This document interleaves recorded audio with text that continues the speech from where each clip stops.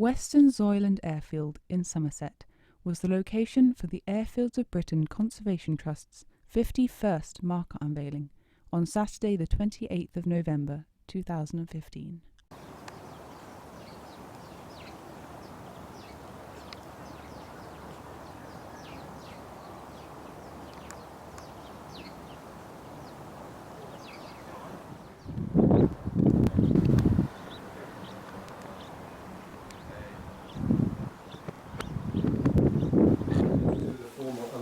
Will no doubt be telling you of the history of RAF Weston Zoyland before he does that. Give it a shot, don't worry. Okay, so can we all filter out then? Thank you.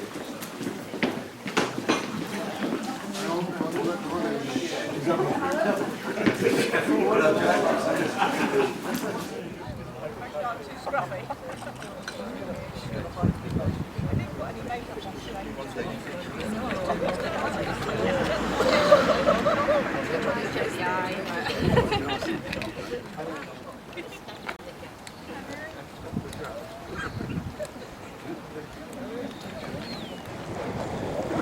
Well, good morning everyone. Thank you all very much for coming, and special thanks of course to Weston Zoyland Parish Council for helping us arrange this. It's very much appreciated. My name's Kenneth Bannerman. I'm the founder and head of the Airfields of Britain Conservation Trust, which is Britain's and apparently the world's first national charity of its kind. And we're very pleased to be here today to honour Weston Zoyland Airfield. Now, first things first, just in case there's any form of confusion, the airfield was always spelled by the RAF as two words, Weston Zoyland. Just in case you're wondering, you only need to look at the National Archives records in London, and it almost invariably is called two words, although of course the village is just one word. That's just how the RAF worked it out.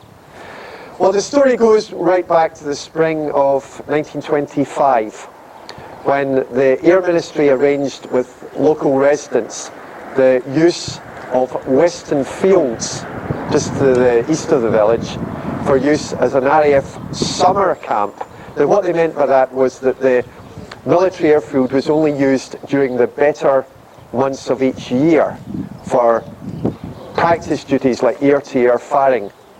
There were one or two airfields around, especially England, that fell into the same category, that like Weston Zoyland in time not only became permanent airfields but also very famous ones. For example, Northcotes in Lincolnshire, which in World War II became very famous for its anti-shipping strike wing. So Weston Zoyland was in the same category.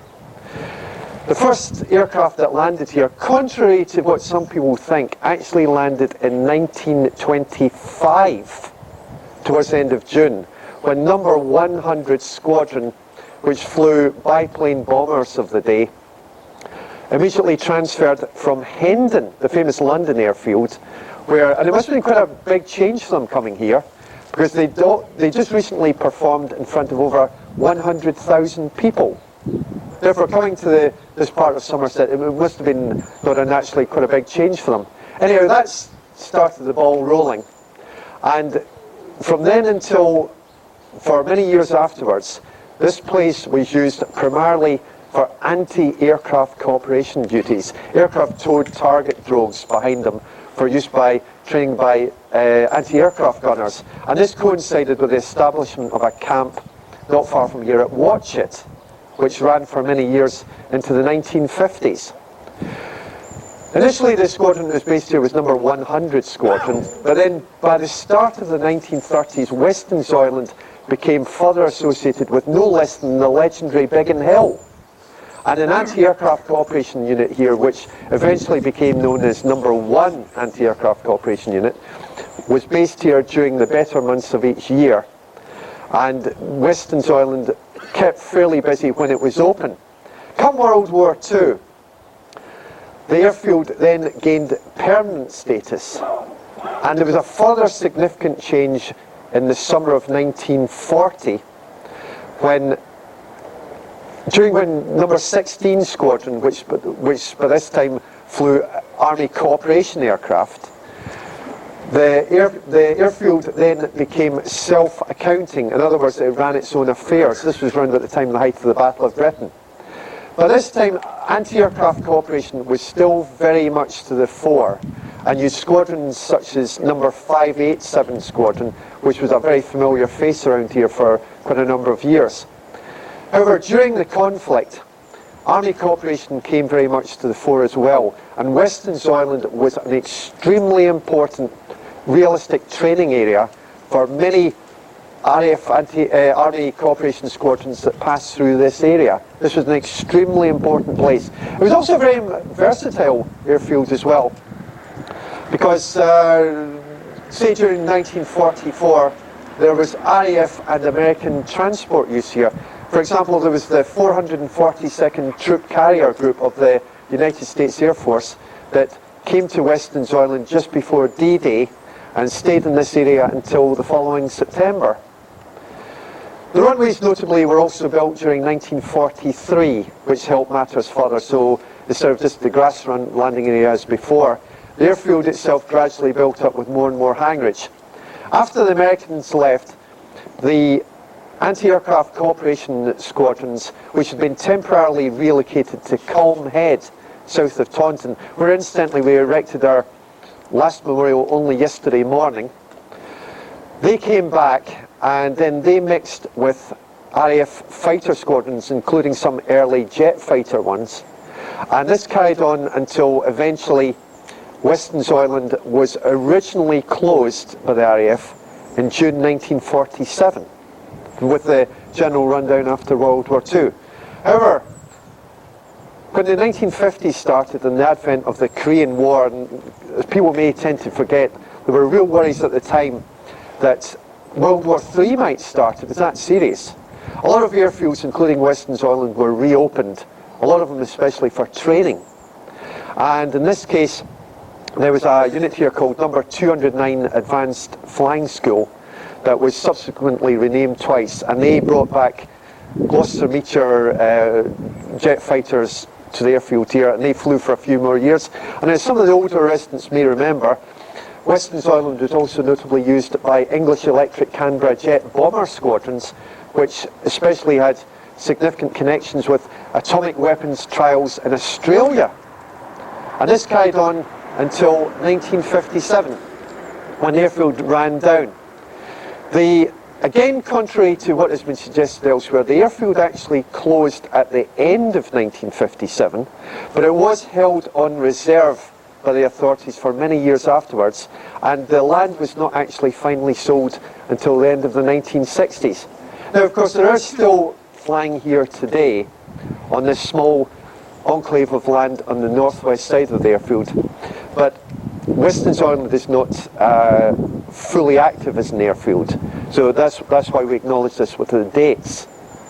It would be best described today as a more minor come unlicensed airfield. But the airfield is still hugely relevant today in so many aspects, as you all know, the industrial estate, the car boot sales, and so on. And not least the public roadway that follows along the main runway, and not forgetting the village hall. But just on a final note, following on from that, just please do always remember Britain's airfields as a whole, because they've done so much and are doing so much for this country, not just militarily, but also socially. They have performed absolute miracles in helping winning wars, saving lives, helping people, revolutionising everyday society for the betterment of all of us. We simply cannot afford to lose these places, even if, as in the case of Weston Zoyland, they are at least officially disused in a flying sense. You just need to see all around this too. It might not be immediately obvious, but there's an airfield link in so many ways in our everyday lives, and our lives would definitely be immeasurably poorer if our airfields theoretically never even existed.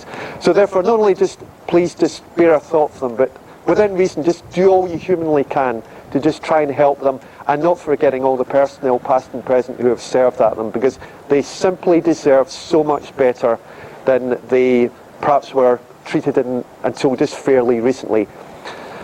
Because They are fantastic assets to all of us, although we might not maybe immediately realise or even indeed appreciate it.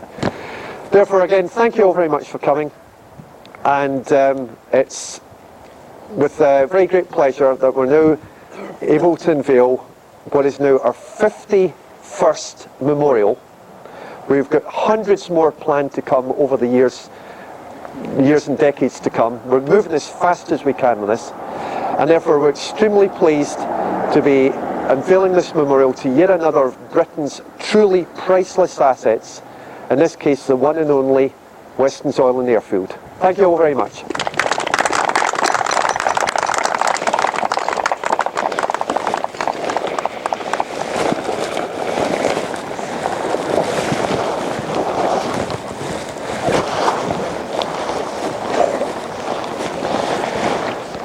If you want to come forward, take photographs, and any questions you need to ask, just feel free.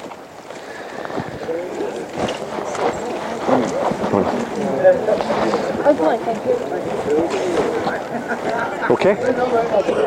Don't touch anything. Yeah, we had a pretty good turnout. I mean, you know, because Comrades way out in the middle of nowhere. Yeah, just do a couple. Yeah, we had a pretty good turnout, yeah. I'm going to do one that way. I shall get one of Mr. Model Grange. No, excellent. Well done. Yeah, thanks. Alan, I'll see you later. No, See you later. no family with you. What sort of